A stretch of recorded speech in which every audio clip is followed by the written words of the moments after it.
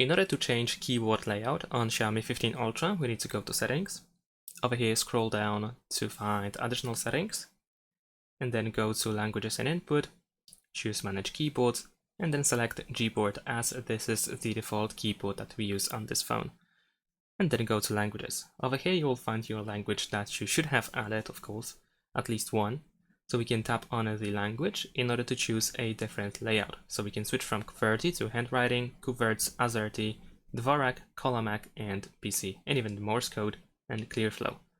So choose the desired layout that you wish to use, and of course you can select multiple different layouts if you want to, and you can uncheck those that you don't want to use, and you can press down in the bottom right corner.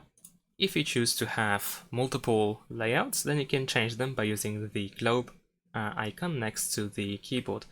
So you can switch, for example, to a different one anytime you want. Thanks for watching, leave a like and subscribe to my channel, and see you in my next videos. Bye!